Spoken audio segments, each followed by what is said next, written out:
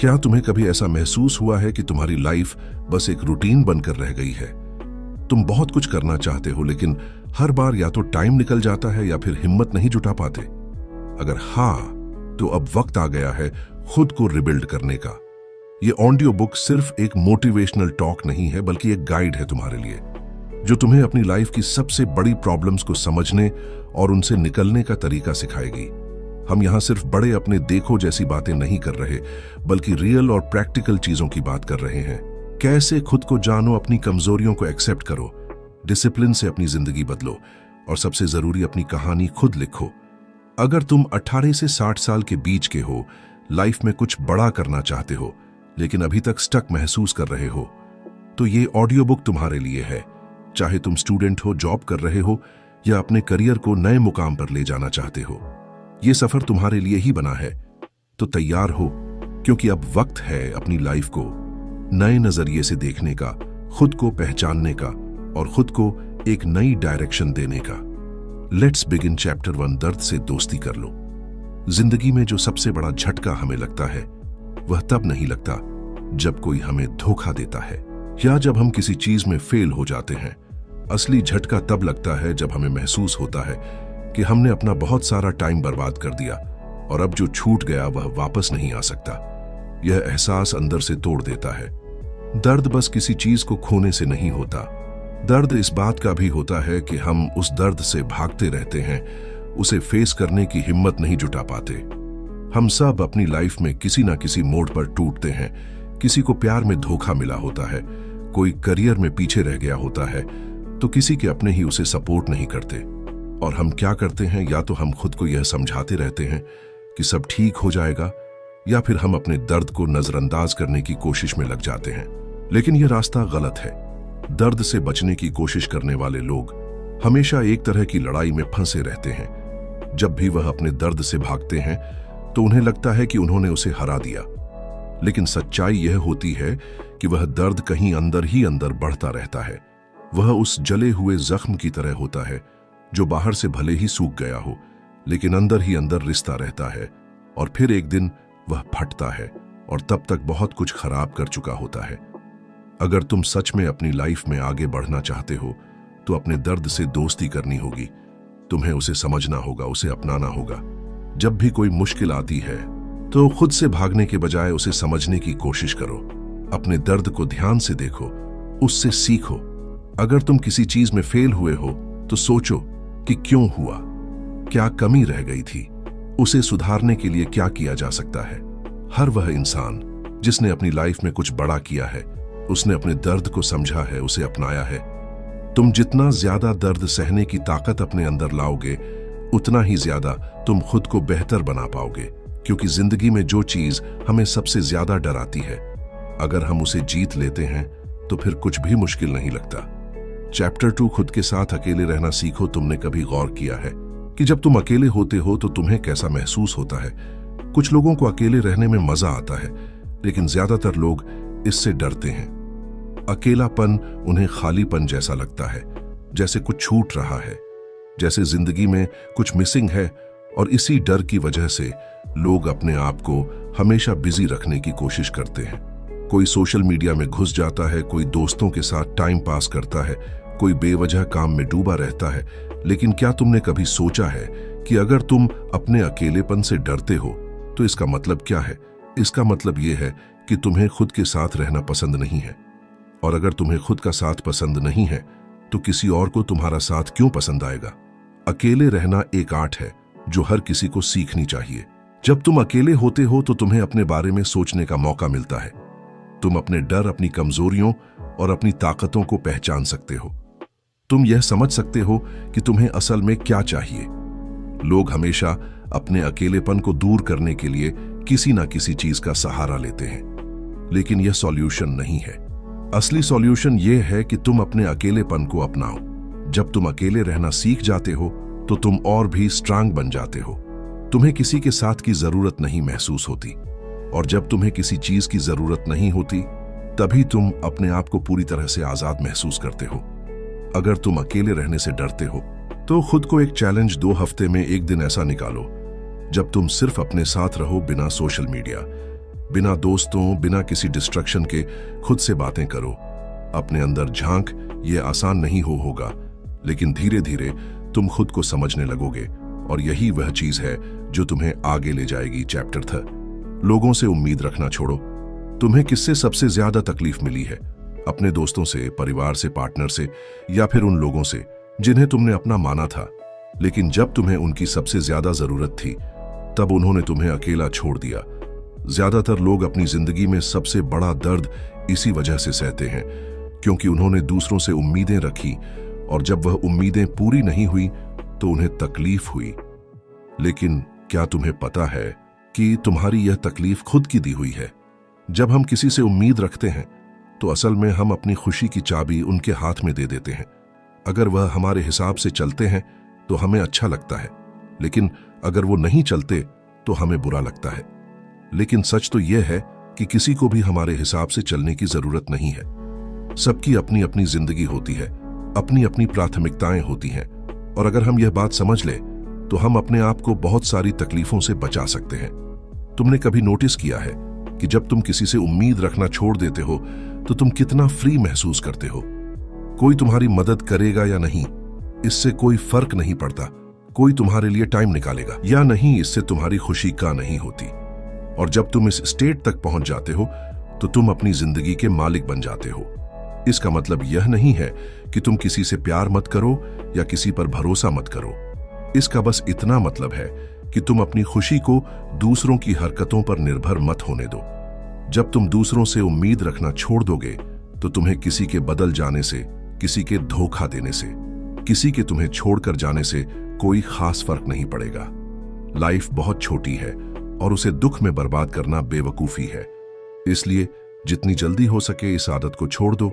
जितनी जल्दी तुम इस बात को समझ लोगे उतनी जल्दी तुम्हारी जिंदगी बेहतर हो जाएगी, क्योंकि जो लोग अपनी जिंदगी के लिए खुद जिम्मेदार होते हैं वही असल में खुश रहते हैं। चैप्टर 4 जो खो गया उसे जाने दो।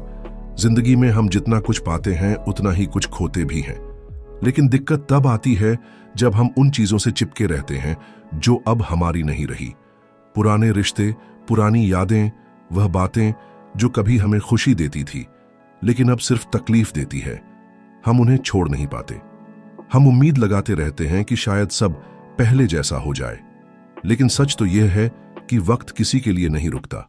जो चला गया वो वापस नहीं आएगा, और जो आने वाला है वह इंतजार नहीं करेगा। कभी कभी हम कुछ चीजों को इतनी जोर से पकड़कर रखते हैं कि हम यह भूल जाते हैं कि आगे बढ़ना भी जरूरी है। जब तुम अपने अतीत में फंसे रहते हो तो तुम अपने आज को भी बर्बाद कर रहे होते हो। तुम्हारा दिमाग उन्हीं पुरानी बातों को दोहराता रहता है, वही पुराने जख्म, वही पुराने सवाल। अगर मैं ऐसा करता तो क्या होता? अगर वह इंसान मेरी जिंदगी में अब भी होता तो क्या होता? लेकिन सच ये है कि इन सवालों का कोई जवाब नहीं होता। यह सिर्फ तुम्हें अंदर ही अंदर खोखला करने का काम करते हैं। अगर तुम कुछ बदलना चाहते हो तो सबसे पहले तुम्हें यह समझना होगा कि कुछ चीजें सिर्फ इसलिए होती हैं ताकि वह तुम्हें सिखा सके, ना कि इसलिए कि वह हमेशा तुम्हारे साथ रहे। हर इंसान, हर रिश्ता, हर अनुभव तुम्हें कुछ सिखाने आता है। जब तुम इसे समझ जाते हो तो तुम खुद को आजाद महसूस करने लगते हो। जो चीजें तुम्हें आगे नहीं बढ़ने दे रही हैं उन्हें छोड़ दो। किसी से माफी मांगो तो मांग लो, किसी को माफ करना हो तो कर दो, लेकिन उसे अपने साथ लेकर मत चलो। जब तुम अपने पुराने दर्द को जाने देते हो तभी तुम्हारे पास नई खुशियों के लिए जगह बनती है। तुम्हारी जिंदगी कोई पुरानी किताब नहीं है जिसे तुम बार बार पढ़ते रहो। यह एक नया चैप्टर लिखने का मौका है, इसलिए जो चला गया उसे जाने दो और आगे बढ़ो। चैप्टर F, अपने डर से सामना करो। डर सिर्फ एक एहसास नहीं है, यह एक ऐसा जा है जिसमें जितना ज्यादा फंसो उतना ही उलझते जाओगे। जब हम बच्चे होते हैं तो हमें अंधेरे से डर लगता है, लेकिन जैसे जैसे हम बड़े होते हैं डर बदल जाता है। अब हमें फेल होने का डर लगता है, रिजेक्शन का डर लगता है, अकेले रह जाने का डर लगता है। लेकिन एक बात याद रखना, डर कभी बाहर से नहीं आता, यह तुम्हारे अंदर से पैदा होता है। तुम जितना डर से बचने की कोशिश करोगे वह उतना ही बड़ा होता जाएगा। अगर तुम सोचते हो कि कोई काम तुमसे नहीं होगा तो तुम उसे करने से बचोगे। अगर तुम्हें रिजेक्शन का डर है तो तुम कभी आगे बढ़ने की हिम्मत नहीं करोगे। लेकिन सच्चाई यह है कि डर तब तक ताकतवर रहता है जब तक तुम उसका सामना नहीं करते। तुमने कभी गौर किया है कि जब तुम अपने डर को फेस कर लेते हो तो वह उतना बड़ा नहीं लगता जितना पहले लगता था। जो चीजें आज तुम्हें मुश्किल लगती हैं वह एक वक्त पर तुम्हारे लिए नामुमकिन रही होंगी, लेकिन तुमने उन्हें किया क्योंकि तुमने उस डर से भागने के बजाय उसका सामना किया। डर को हराने का सिर्फ एक तरीका है, उसे जी लो। जो चीज तुम्हें सबसे ज्यादा डराती है उसी चीज को बार बार करो। अगर तुम्हें स्टेज पर बोलने से डर लगता है तो बार बार स्टेज पर जाओ। अगर तुम्हें रिजेक्शन का डर है तो खुद को ऐसी सिचुएशंस में डालो जहां तुम्हें ना सुनने को मिले। हर बार जब तुम अपने डर से भागने की बजाय उसे फेस करोगे, तुम और मजबूत बनोगे। याद रखना, डर तुम्हें रोकने के लिए नहीं बल्कि तुम्हें आगे बढ़ाने के लिए होता है। जिस दिन तुम इसे समझ लोगे उस दिन कोई भी डर तुम्हारे लिए बड़ी चीज नहीं लगेगी। चैप्टर 6, खुद को साबित करने की जरूरत नहीं है। तुम्हारी लाइफ में कितनी बार ऐसा हुआ है? बार, क्योंकि लोग तुम्हें तभी वैल्यू देंगे जब तुम खुद को वैल्यू देना शुरू करोगे। दुनिया का सबसे बड़ा झूठ यही है कि हमें खुद को दूसरों के सामने साबित करना पड़ता है। हमें अपने रिश्तेदारों को दिखाना पड़ता है कि हम सक्सेसफुल हैं। हमें अपने दोस्तों को दिखाना पड़ता है कि हम खुश हैं। हमें सोशल मीडिया पर दिखाना पड़ता है कि हमारी लाइफ परफेक्ट है। लेकिन क्या तुमने कभी खुद से पूछा कि क्या यह सब करने से तुम सच में खुश हो? लोगों की नजर में अच्छा बनने के चक्कर में हम अपनी असली पहचान खो देते हैं। हम वह बनने की कोशिश करते हैं जो हम नहीं हैं। लेकिन सच तो यह है कि दुनिया को तुम्हारी सफाई की जरूरत नहीं है। तुम्हें किसी को यह साबित करने की जरूरत नहीं है कि तुम कितने टैलेंटेड हो, कितने अमीर हो, कितने स्मार्ट हो।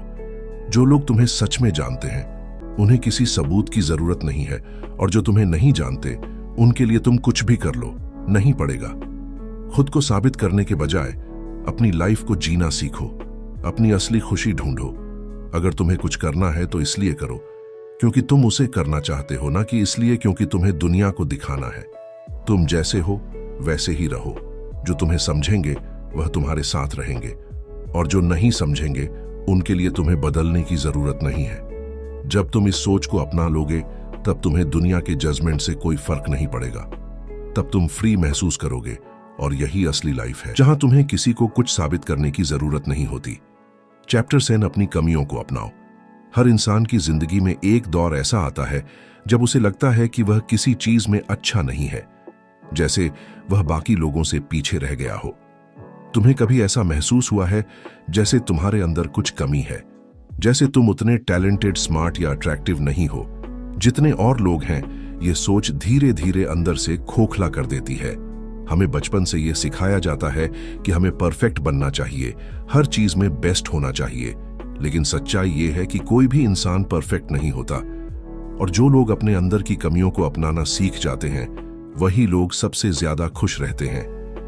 जब तक तुम अपनी कमियों से भागते रहोगे तुम्हें हमेशा यह लगेगा कि तुम दूसरों से पीछे हो। लेकिन जिस दिन तुम उन्हें एक्सेप्ट कर लोगे उस दिन तुम्हें यह समझ आएगा कि कमियां ही तुम्हें यूनिक बनाती हैं।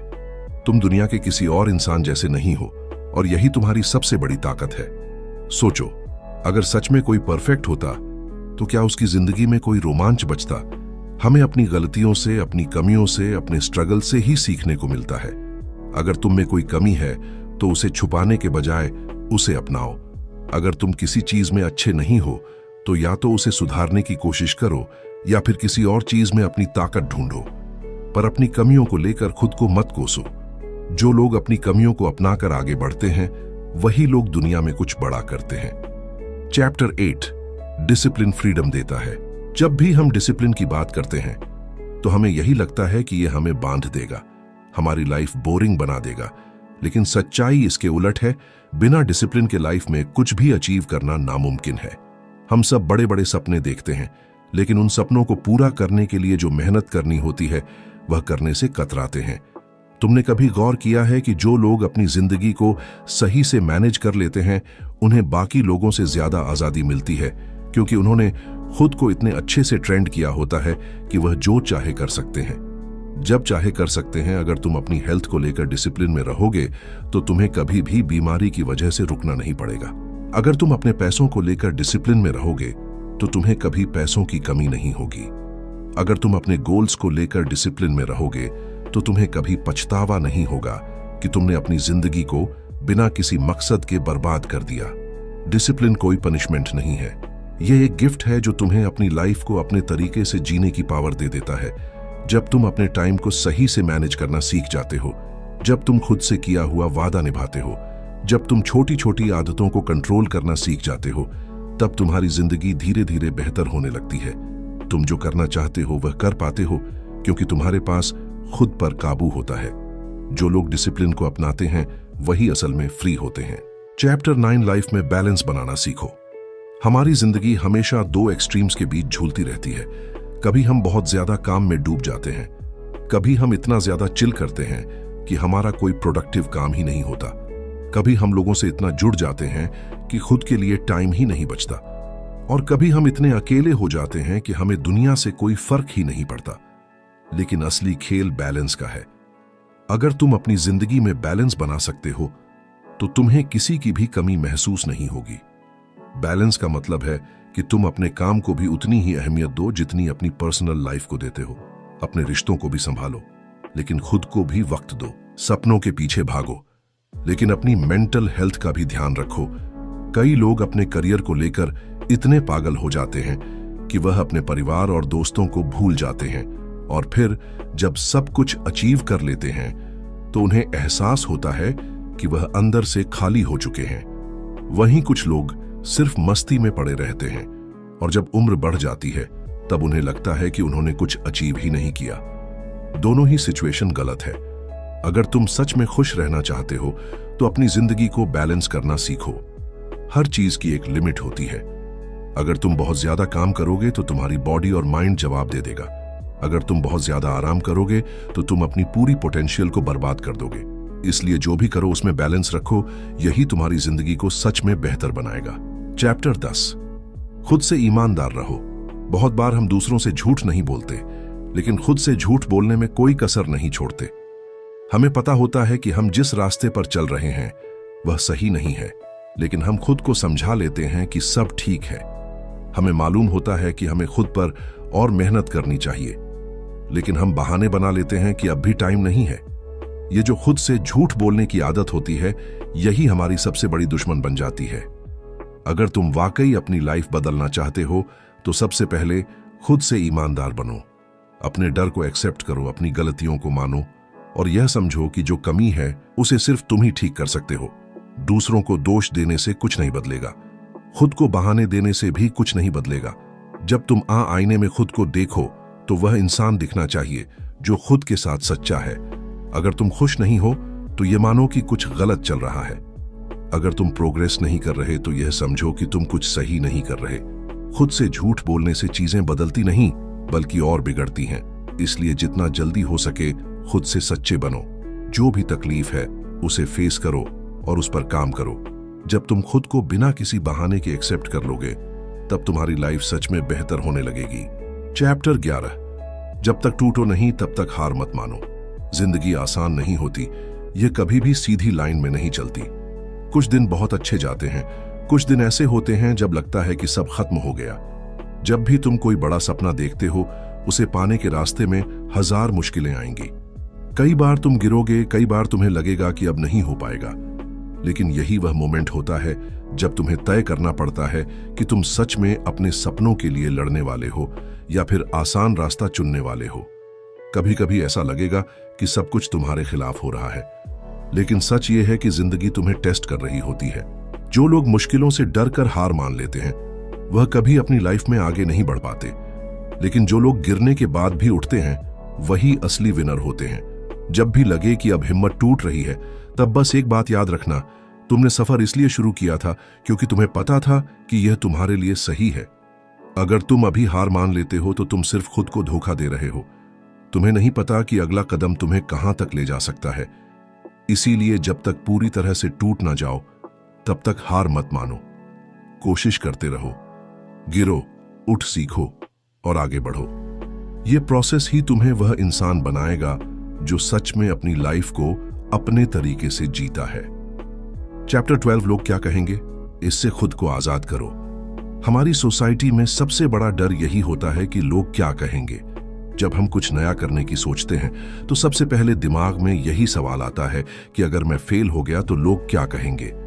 जब हम अपनी खुशी के हिसाब से जीना चाहते हैं तब भी यही डर सताता है कि घर वाले क्या सोचेंगे। लेकिन सच तो यह है कि यह दुनिया कभी भी पूरी तरह से तुम्हें सपोर्ट नहीं करेगी। अगर तुम कुछ नया करोगे तो लोग पहले हंसेंगे, जब तुम गिरोगे तो तुम्हें कमजोर कहेंगे, और जब तुम सफल हो जाओगे तब यही लोग तुम्हारी तारीफ करेंगे। अगर तुम हमेशा इस डर में रहोगे कि लोग क्या कहेंगे तो तुम कभी भी अपनी जिंदगी अपने हिसाब से नहीं जी पाओगे। सच यह है कि कोई भी इंसान तुम्हारी जिंदगी पूरी तरह से नहीं समझ सकता। हर किसी की अपनी सोच होती है, अपने सपने होते हैं, अपनी लिमिटेशंस होती हैं। तो फिर उनकी राय से तुम क्यों डर रहे हो? तुम्हें इस डर से खुद को आजाद करना होगा। जब तुम अपनी जिंदगी को अपने हिसाब से जीना शुरू करोगे तो धीरे धीरे यह एहसास होगा कि लोगों की राय से फर्क पड़ना बंद हो गया है। जो सही है उसे करो, जो तुम्हारे दिल को सही लगता है उस पर चलो, दुनिया कुछ भी कहे। लेकिन जब तुम अपने फैसले खुद लोगे तब तुम्हें असली खुशी और सुकून मिलेगा। चैप्टर 13, छोटी छोटी जीतों को सेलिब्रेट करो। हमेशा बड़ी जीत का इंतजार करने से अच्छा है कि तुम अपनी छोटी छोटी जीतों को सेलिब्रेट करना सीखो। ज्यादातर लोग यही गलती करते हैं कि जब तक उन्हें कोई बहुत बड़ा अचीवमेंट नहीं मिलता तब तक वह खुद को इग्नोर करते रहते हैं। लेकिन अगर तुम सिर्फ फाइनल डेस्टिनेशन पर फोकस करोगे और सफर को एंजॉय नहीं करोगे तो जिंदगी बोझ लगने लगेगी। सोचो, जब तुमने पहली बार साइकिल चलाई थी तो वह छोटी सी जीत भी कितनी बड़ी लग रही थी, क्योंकि तब तुम्हारे अंदर का बच्चा खुश था। लेकिन बड़े होते होते हम खुद से यह खुशी छीन लेते हैं। हमें लगता है कि जब तक हम कुछ बहुत बड़ा नहीं कर लेते तब तक खुश होने का कोई मतलब नहीं है। लेकिन सच्चाई यह है कि जिंदगी छोटी छोटी खुशियों से ही बनती है। अगर तुमने आज कुछ नया सीखा है तो इसे सेलिब्रेट करो। अगर तुमने किसी डर का सामना किया है तो खुद की पीठ थपथपाओ। अगर तुमने अपनी किसी पुरानी बुरी आदत को बदला है तो इसे एक अचीवमेंट समझो। जब तुम खुद की छोटी छोटी जीतों को न संगीत ए प्रिजन जितना खूबसूरत होगा, मंजिल उतनी ही ज्यादा सुकून भरी लगेगी। चैप्टर 14, सही लोगों को अपनी जिंदगी में जगह दो। तुम जितने भी स्ट्रांग बन जाओ, लेकिन अगर तुम्हारे आसपास का माहौल सही नहीं है तो तुम्हें हमेशा एक अनदेखी दीवार महसूस होगी। सही लोग तुम्हारी जिंदगी को आगे बढ़ाते हैं और गलत लोग तुम्हें धीरे धीरे अंदर से खोखला कर देते हैं। इसीलिए बहुत जरूरी है कि तुम अपनी लाइफ में सही लोगों को जगह दो, और जो लोग तुम्हारे माइंडसेट को नेगेटिव बना रहे हैं उनसे खुद को दूर करो। कभी कभी हम सिर्फ इसलिए गलत लोगों के साथ रहते हैं क्योंकि हमें लगता है कि अकेले रहना उससे भी बुरा है। लेकिन सच तो यह है कि गलत संगति में रहना अकेले रहने से भी ज्यादा खतरनाक होता है। वह तुम्हारे कॉन्फिडेंस को कम कर देते हैं, तुम्हारे सपनों पर शक पैदा कर देते हैं और धीरे धीरे तुम्हें भी अपने जैसा बना देते हैं। अगर तुम अपने आसपास ऐसे लोग देख रहे हो जो हमेशा तुम्हें गिराने की कोशिश करते हैं, जो तुम्हारी तरक्की से जलते हैं, जो हर अच्छी चीज को नेगेटिव तरीके से देखते हैं, तो समझ जाओ कि तुम्हें उनसे दूर जाने की जरूरत है। सही लोग वह होते हैं जो तुम्हें मोटिवेट करते हैं, जो तुम्हारी ग्रोथ में खुश होते हैं, जो तुम्हें गिरने पर उठने की हिम्मत देते हैं। ऐसे लोग तुम्हारी लाइफ को आसान बना देते हैं। इसलिए खुद को इस काबिल बनाओ कि तुम अच्छे लोगों को अपनी लाइफ में जगह दे सको और गलत लोगों को पहचान कर उनसे दूरी बना सको। चैप्टर 15, अपनी कहानी खुद लिखो। जिंदगी में सबसे बड़ा सच यही है कि तुम्हारी कहानी कोई और नहीं लिख सकता। बहुत लोग तुम्हें यह बताने की कोशिश करेंगे कि तुम्हें क्या करना चाहिए, कैसे जीना चाहिए, क्या सही है और क्या गलत। लेकिन अगर तुम अपनी लाइफ की स्टीयरिंग किसी और के हाथ में दोगे तो तुम कभी वहां नहीं पहुंच पाओगे जहां तुम सच में जाना चाहते हो। हर इंसान की जर्नी अलग होती है। किसी का रास्ता सीधा होता है, किसी का उलझा हुआ, किसी को जल्दी सक्सेस मिल जाती है, किसी को देर लगती है। लेकिन इसका मतलब यह नहीं कि तुम अपने रास्ते पर शक करो। तुम जैसे भी हो वैसे ही अनोखे हो। तुम्हारी कहानी सिर्फ तुम्हारी है और इसे लिखने का हक भी सिर्फ तुम्हें ही है। अगर तुम दूसरों की राय के हिसाब से चलोगे तो जिंदगी भर कंफ्यूज रहोगे। कभी किसी के कहने पर कुछ करोगे, कभी किसी और की बातों में आ जाओगे। लेकिन जब तुम खुद के हिसाब से फैसले लेना शुरू करोगे तब तुम्हें एहसास होगा कि असली खुशी क्या होती है। गलती करने से मत डरना, क्योंकि हर गलती तुम्हें कुछ नया सिखाएगी। गिरोगे तो उठना भी सीखोगे। लेकिन सबसे जरूरी यह है कि तुम्हें अपनी कहानी खुद लिखनी होगी। तो जो भी करना है पूरे दिल से करो, बिना किसी डर के, बिना किसी झिझक के, क्योंकि अंत में जो कहानी लिखी जाएगी उसमें तुम्हारा नाम होगा, किसी और का नहीं। कंक्लूजन तो दोस्त, अब जब तुमने यह पूरा सफर तय कर लिया है तो खुद से बस एक सवाल पूछो, क्या तुम वाकई अब जिंदगी को बेहतर बनाना चाहते हो? अगर हां तो याद रखो, बदलाव एक दिन में नहीं आता, लेकिन हर दिन एक छोटा कदम तुम्हें उस मंजिल के और करीब ले जाता है। चैप्टर 16, इमोशनल एंड्योरेंस, जस्टिस ओ मैल्कम। इस अध्याय में एक बहुत ही गहरी बात करते हैं कि टूटना कोई कमजोरी नहीं, बल्कि एक अवसर है। टूटना हमें अपने भीतर झांकने का मौका देता है, लेकिन जो व्यक्ति टूटकर बिखर जाता है वो कभी अपने आप को फिर से जोड़ नहीं पाता। जबकि जो व्यक्ति टूटने के बाद भी खुद को जोड़ने का साहस करता है, वही असल में इमोशनल एंड्योरेंस यानी भावनात्मक सहनशीलता को समझता है। मैल्कम कहते हैं कि रेजिलियंस यानी लचीलापन कोई स्वाभाविक गुण नहीं है, यह अभ्यास से आता है। जब भी जिंदगी हमें गिराती है, हमें हर बार फिर उठने की हिम्मत खुद में पैदा करनी होती है। वो कहते हैं कि टूटने के बाद सबसे जरूरी है खुद से संवाद। लोग अक्सर अपने दुखों को नजरअंदाज करते हैं या उन्हें दबा देते हैं, लेकिन मैल्कम का मानना है कि हमें अपने अंदर की आवाज को सुनना चाहिए। उन्होंने एक तकनीक दी है, इमोशनल जर्नलिंग। हर रात एक डायरी में यह लिखना कि आज क्या महसूस किया, क्यों किया और उसका क्या असर हुआ। इससे हमें अपने इमोशंस की गहराई समझ आती है। धीरे धीरे हम उन्हें सहन करना सीखते हैं, उन्हें नियंत्रित करना नहीं बल्कि समझना शुरू करते हैं। वो ये भी कहते हैं कि हमारे इमोशनल पेन का एक कारण ये है कि हम खुद से बहुत कठोर होते हैं। जब हम किसी को माफ कर सकते हैं तो खुद को क्यों नहीं? मैल्कम कहते हैं, self forgiveness is the seed of endurance. Emotional endurance का अर्थ यह नहीं है कि आप रोते नहीं, दुखी नहीं होते। इसका अर्थ यह है कि आप उन भावनाओं से भागते नहीं, आप उन्हें समझते हैं, अपनाते हैं और फिर उनसे सीखते हैं। इस अध्याय के अंत में मैल्कम एक बहुत ही गहरी बात कहते हैं, you will heal not because time heals all wounds but because you learn how to live despite them. यानी समय नहीं बल्कि आपकी समझ और स्वीकार करने की ताकत ही असली उपचार है। Chapter 17, rewrite your story. हम सबके जीवन में कोई ना कोई ऐसा समय आता है जब हम सोचते हैं, क्या मेरी जिंदगी वैसी ही रहेगी जैसी अब तक रही है? मैल्कम यहां इस धारणा को तोड़ते हैं। वो कहते हैं, तुम्हारा अतीत तुम्हारा भविष्य नहीं है जब तक तुम उसे दोहराना ना चाहो। चैप्टर 17 में वो बताते हैं कि हर इंसान के पास अपनी कहानी दोबारा लिखने का अधिकार होता है। हम सब अपने अनुभवों, यादों और छोटों के जरिए एक स्टोरी बना लेते हैं। मैं तो हमेशा असफल ही रहा हूं, मेरे साथ ही ऐसा क्यों होता है, मैं अच्छा नहीं हूं। ये सब एक सेल्फ नैरेटिव है जो हमने खुद के बारे में गढ़ा है। मैल्कम हमें ये चुनौती देते हैं कि हम उस पुरानी कहानी को पहचानें और उसे दोबारा लिखें। वो कहते हैं कि rewriting your story begins with rejecting the old lies. वो एक अभ्यास सुझाते हैं, एक कागज पर अपनी अब तक की सेल्फ नैरेटिव लिखें। 2, अब उस पर नजर डालें और सोचें, इनमें से कितनी बातें किसी और ने आपके बारे में कही थीं और आपने मान ली। 3, फिर उसी के समानांतर एक नई कहानी लिखें जो आप बनना चाहते हैं, जो आप में वास्तव में है। इस नए दृष्टिकोण को हर सुबह जोर से पढ़िए। मैं अब अपनी कहानी खुद लिख रहा हूं, मेरा अतीत मेरी पहचान नहीं है, मैं वो बन सकता हूं जो मैं सोचता हूं। Chapter 18, self worth. इस अध्याय में मैल्कम कहते हैं कि हमारी सबसे बड़ी ताकत यह है कि हम जानते हैं कि हम कितने कीमती हैं खुद के लिए। आज के समय में सोशल मीडिया पर लाइक्स और फॉलोअर्स के आधार पर हम अपनी कीमत तय करते हैं। मैल्कम कहते हैं कि यह बाहरी वैलिडेशन हमारी सेल्फ वर्थ को नहीं तय कर सकता। वो कहते हैं, जो इंसान खुद की नजर में कीमती है वही दुनिया की नजर में भी कीमती बनता है। वो बताते हैं कि अपनी असल कीमत समझने के लिए हमें खुद को बार बार ये याद दिलाना चाहिए कि हमारी मौजूदगी, हमारी सोच, हमारे प्रयास, ये सभी अमूल्य हैं।